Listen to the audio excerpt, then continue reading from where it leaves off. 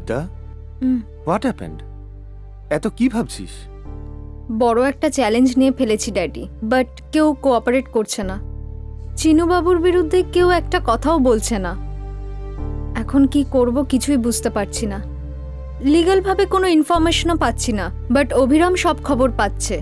তোরা যেখান থেকে আরম্ভ করবি ভেবেছিলি সেখান থেকেই করছিস তো? দেখ বিদ্যা, প্রফেশনাল লাইফে পার্সোনাল ম্যাটার যেন কখনো গুরুত্ব না পায়।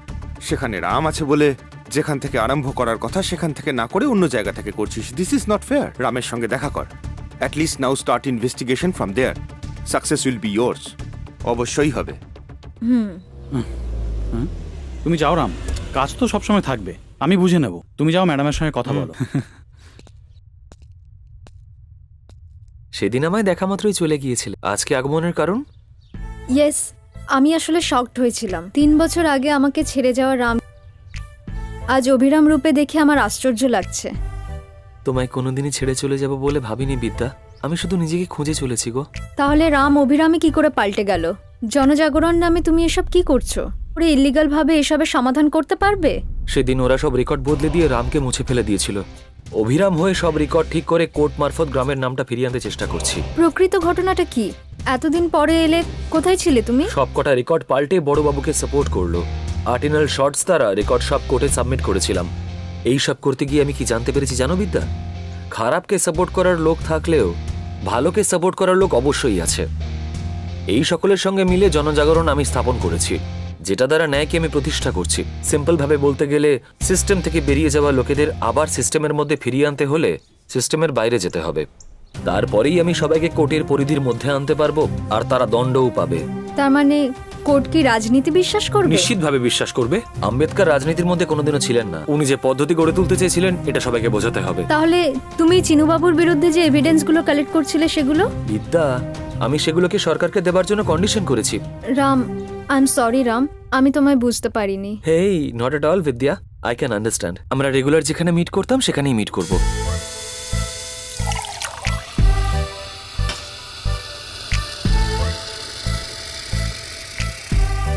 Hello. Hello sir. Hi. Hello madam. Hello. কি ব্যাপার স্যার, অনেকদিন পরে এলেন? হ্যাঁ, প্রায় 3 বছর পরে। কেমন আছো? ভালো আছি। কি দেবো স্যার? অ্যাজ ইউজুয়াল, ম্যাডামের জন্য ইটালিয়ান কফি আর আমার জন্য একটা চা। Okay sir. আরে বাহ, আজও মনে রেখেছো। মাঝে তো ভুলেই গিয়েছিলাম।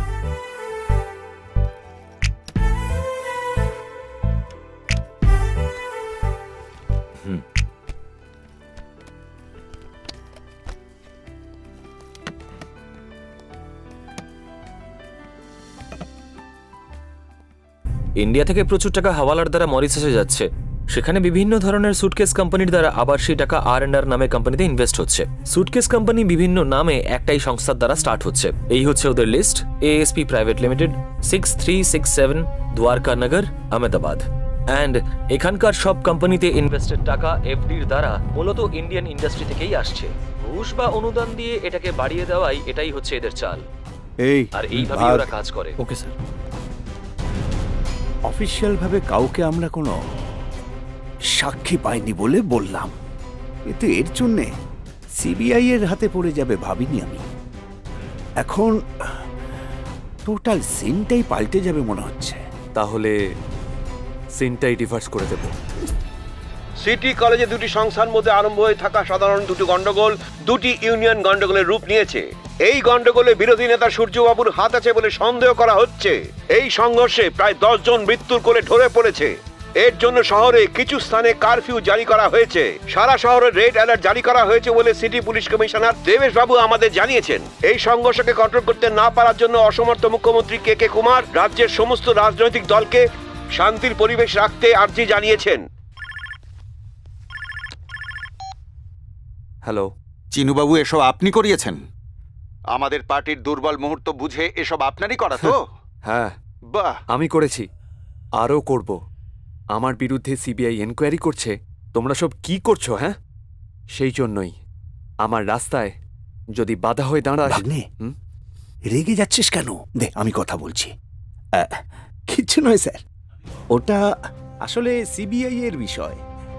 স্যার, থ্যাংক ইউ স্যার, নমস্কার। এই যা। হ্যাঁ হ্যাঁ, ওকে স্যার, সব ঠিক হয়ে গেছে। নে কথা বল। হ্যাঁ, নে কথা বল। Okay Chinubabu, good luck. Thank you.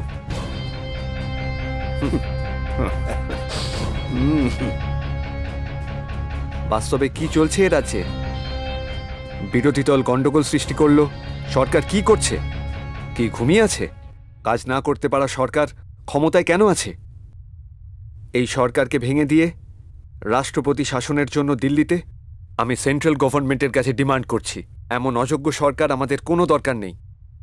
সেই জন্যই খুব শীঘ্রই আমি পার্টি করছি আর রাজনীতিতে আসছি। সামান্য গন্ডগোলকে কন্ট্রোল করতে বিফল হওয়ার কারণে সিএম কে কে কুমারের সরকারকে রাষ্ট্রপতি আজ ভেঙে দিয়েছেন। Good morning sir. এসো বসো। ও, অনেক কিছু এনেছো। কি প্রমাণ করবে এই দিয়ে? ওকে আমরা জেলে পুরতে পারবো না। কি কাজে লাগবে এগুলো? এগুলো সব ফালতু জিনিস। ঠিকই বলছি আমি। দেখো, এটা তোমার সাসপেনশন লেটার। আমাকে সাসপেন্ড কি জন্য করছেন স্যার? হ্যাঁ, তুমি নাকি তোমার বয়ফ্রেন্ডের সঙ্গে দেখা করতে গভর্নমেন্ট কলেজে গেছিলে। হোয়াট? ঘাবড়ে যেও না। সেন্ট্রাল আর ক্রিমিনাল যদি এক হয়ে যায়, তুমি করলেও কিছু লাভ হবে না, আমি করলেও লাভ হবে না। মানে? এখন চিনুবাবু আর ন্যাশনাল পার্টি এক হয়ে গেছে। শহরে আগুন লাগিয়ে স্টেটে প্রেসিডেন্ট রুল লাগু করে দিল। ওরা দুজন এক হয়ে গেলে আমাদের প্রবলেম হবে স্যার। আমাদের হাত পা বাঁধা বিদ্যা, আমরা কিচ্ছু করতে পারবো না। আমি পারবো না স্যার। আমি রাজি নই। I don't want to be part of this bloody political game, ওকে?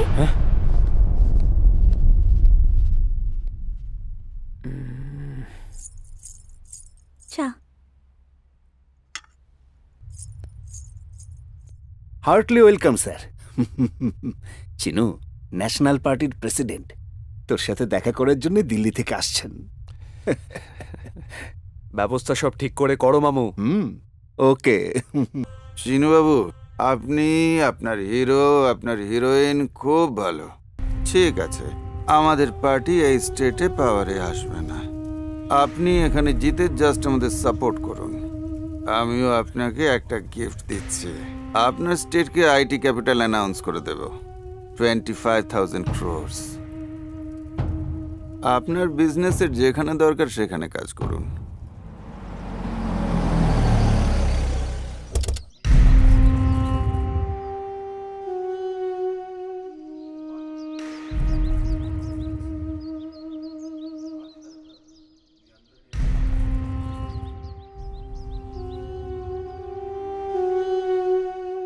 কাল পার্টি গড়ার বিষয়ে আপনারা সবাই জেনে থাকবেন।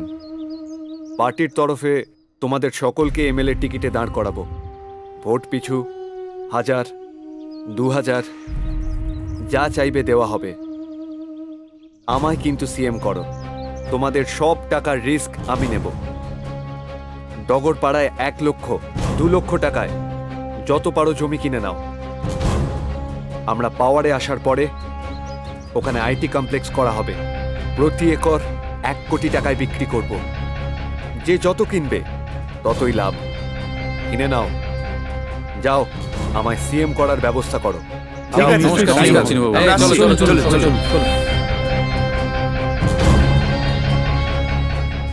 মামু, এবার আমি হব মুখ্যমন্ত্রী। আমি ছেঁড়া কাপড়ও পরেছি, আবার চিকেন বিরিয়ানিও খেয়েছি। আমার ফ্যানেরাই আমাকে এখানে নিয়ে এসেছেন। আমি কেবলমাত্র আমার দাদাকে জেতানোর জন্যই এখানে এসেছি। আমার লক্ষ্য আর ওনার লক্ষ্য এক বলেই আমি মানি, চিনুবাবুকে মুখ্যমন্ত্রী করার জন্যে। আপনারা সকলেই একজোট হন, এটা আমারও মনের ইচ্ছে। আজ অবধি একজন সিএমকে আপনারা অপদার্থ রূপে দেখেছেন, তারও আগে একজন ঠককে আপনারা সিএম রূপে দেখে থাকবেন। এইরকম কত অপদার্থকে সিএম করবেন? আমার দাদা একবার পাওয়ারে আসুক, ওদের সব কটাকে টেনে এক এক করে রাস্তায় নামিয়ে আনবে। মুখ্যমন্ত্রী হওয়াটাই হলো আমার লক্ষ্য। আমায় মুখ্যমন্ত্রী করার জন্য আমার ক্যান্ডিডেটরা সবাই কাজ করছেন। আগামী 50 বছর পর্যন্ত ওই চেয়ার আমার।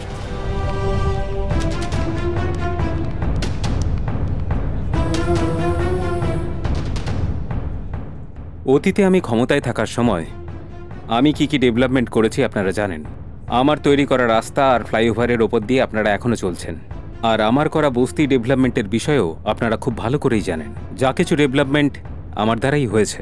আমরা কিন্তু ডেভেলপমেন্ট করার জন্য তৈরি হয়েই আছি, কিন্তু আমাদের সঙ্গে যোগ দেওয়ার জন্য আপনারা প্রস্তুত হয়ে আছেন তো? আমরা সবকিছু একসাথেই করব। সরকার যেই গঠন করুক না কেন, জনগণের জন্য কাজ করাটা খুবই দরকার, নিজের জন্য নয়। জনজাগরণ সংস্থা এরকম কাজ করবে বলেই আমার বিশ্বাস। অতীতে সূর্যবাবু রাজ্যের জন্য বহু পরিশ্রম করেছেন, সেই রকমই আরও কষ্ট করে রাজ্যকে উন্নতির পথে আনবেন বলে আমার বিশ্বাস। সেই জন্য আমার সমর্থন আমি সূর্যবাবুকে অর্পণ করলাম। ডেভেলপমেন্ট একদিকে, সমর্থন অন্যদিকে, আর আত্মবিশ্বাস একদিকে। আমি চাই আত্মবিশ্বাস। আপনারা কি চাইছেন বলুন? উপস্থিত নাগরিক বৃন্দকে নমস্কার। আমরা কিং মেকার্স আর আপনারা হলেন মিল মেকার্স। তাই মিল মেকারেরা তরকারি তৈরি করে আর কিং মেকাররা দেশ তৈরি করে। আপনাদের মূল্যবান ভোট আমাদের দিন, আমরা দেশ গড়ে দেখিয়ে দেব। এই মুহূর্তে প্রাক্তন সিএম এর তৃতীয় পত্নী লক্ষ্মী দেবী আমাদের সঙ্গে রয়েছেন। এবার লক্ষ্মী দেবী বক্তব্য রাখতে চলেছেন। উনি বেঁচে থাকলে আমি নিশ্চয়ই সিএম হতে পারতাম। উনি আমায় সিএম রূপে দেখার জন্য অনেক আশা করেছিলেন। উনি যতদিন বেঁচে ছিলেন ততদিন ওনাকে বহু মানুষ বহুত কষ্ট দিয়েছেন। উনি সব সময় এই কথা বলে দিন রাত নিজের মন খারাপ করতেন যে সবাই একজোট হয়ে তাকে মানসিক যন্ত্রণা দিয়ে মেরেছেন। তার শেষ ইচ্ছে ছিল আমাকে সিএম হতে দেখার। উনি এখন না থাকলেও এখন আমার এই ছেলে আছে। তোমরা সবাই আমাকে ভোট দাও, আমি সিএম হতে চাই। 30 বছর ধরে এসব কথা শুনে আসছি। কে বলছে দুধ খাওয়াবে, কেউ বলছে চকলেট খাওয়াবে, আর তৃতীয় জন বলছে চা বিস্কিট খাওয়াবে। সবাই জিতে গেলেও কেউ কিছু দেবে না, আর আমি সবাইকে প্রতিদিন চা বিস্কিট দিচ্ছি। অতি ধুমধামে চলতে থাকা ইলেকশনের ফলাফল জানতে জনগণের মধ্যে উৎকণ্ঠা বেড়েই চলেছে। জোর কদমে চলতে থাকা ইলেকশনের ফলাফল জনগণের মধ্যে তীব্র উৎকণ্ঠা সৃষ্টি করেছে। কিন্তু হঠাৎ যেটা কেউ আশা করতে পারেনি, জনজাগরণ পার্টি বিরুদ্ধ পার্টি থেকে 4টি কেন্দ্রে এগিয়ে আছেন। খবরে প্রকাশ আশাতীতভাবে জনজাগরণ পার্টির 4 জন প্রার্থী বিভিন্ন কেন্দ্রে অনেক ভোটে এগিয়ে আছে। বিরোধী পার্টি 4টি কেন্দ্রে পরাজিত হওয়ার কারণে সরকার গড়া থেকে দূরে রইলেন। আশ্চর্য, ও এইরকম ভাবে জিতলো কি করে দাদা? লোকগুলো সব বিশ্বাসঘাতক। টাকা নিল কিন্তু ভোট আমাদের দিল না, সব বেঈমান। আমার ফ্যানরা আমাকে ঠকিয়েছে, তারা আমার কাছ থেকে টাকা নিয়েছে আর অন্য পার্টিকে ভোট দিয়েছে। স্যার, বাইরে কিছু লোক এসছে আপনার সাথে দেখা করার জন্য। হট, এই ভাগ এখন। ভাগ্নে, চুপচাপ বসে কেন, বল। কি আর কথাবার্তা বলবো? 4টে সিটে এগিয়েছে বলে সে কি জিতে গেছে? এখানে সবাই ভয় লাগেজ নিয়ে পালিয়ে এসেছে। কোত্থেকে ধরে এনেছো এইগুলোকে? ভাগ্নে, আমাদের গিয়ে দেখা করে ওদের সাহস দিতে হবে। নমস্কার স্যার।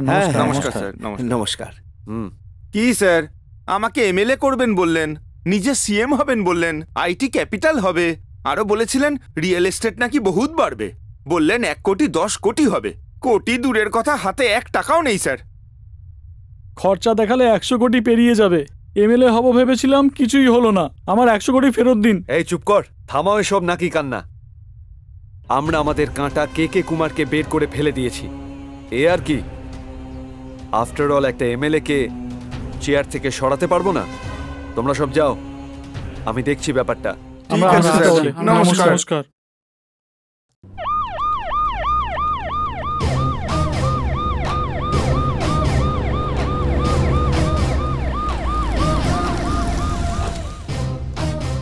Good morning sir. প্রথমে কালেক্টরের সঙ্গে কনফারেন্স আছে, তারপর লাঞ্চ ব্রেক, আর তারপরে আরেকটা মিটিং আছে স্যার। আচ্ছা, নমস্কার। সবাইকে নমস্কার। Congratulations. Thank you.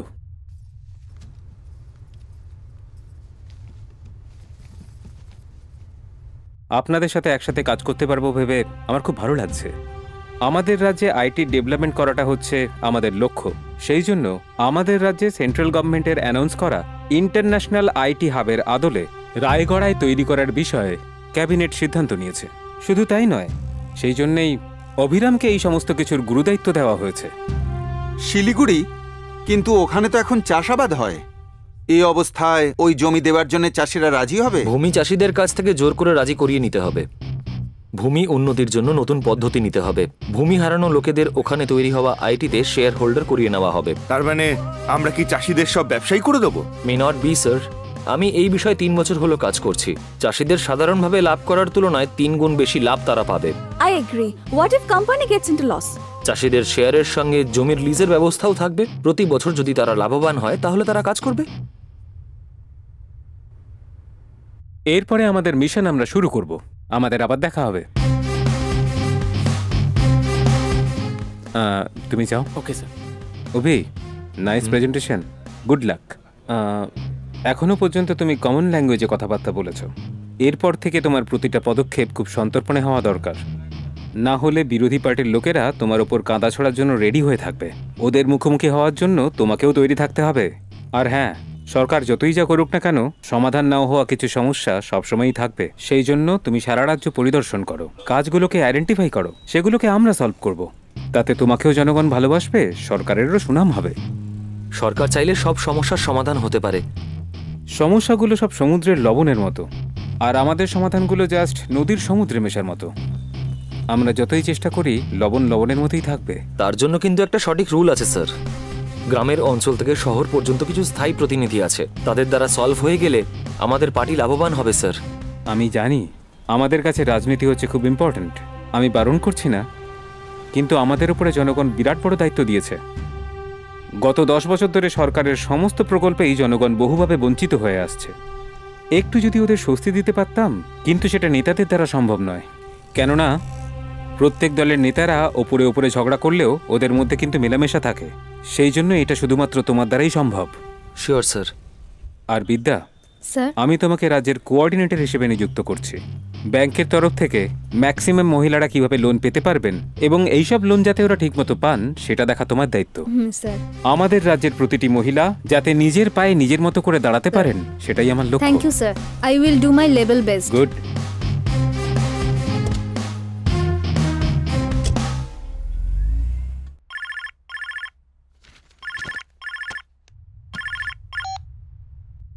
Hello, CM এবার আইটি ক্যাপিটাল অ্যানাউন্স করেছেন স্যার। আমরা যেখানে ভেবেছিলাম সেখানে হবে না, রায়গড়ায় হবে। শুধু তাই নয়, ওখানে চাষিরা আইটি ক্যাপিটালের শেয়ারও পাবে বলেছে। শিট! শিট! আরে কি হয়েছে চিনু? কি হয়েছে? আইটি কমপ্লেক্স রায়গড়ায় করবে বলছে। হাতে পাওয়ার আছে বলে যা খুশি তাই করবে। ওকে যেভাবে হোক পাওয়ার থেকে সরাতে হবে মামু। ভাগ্নে, আমিও সেই চেষ্টায় আছি, ডোন্ট ওয়ারি। গত ইলেকশনে সূর্যবাবু সাপোর্টে জিতে থাকা হবিরাম নিজের ক্ষমতা বাড়ানোর চেষ্টায় আছেন কি? সূর্যবাবুকে ডিঙিয়ে যেতে উনি চাইছেন কি?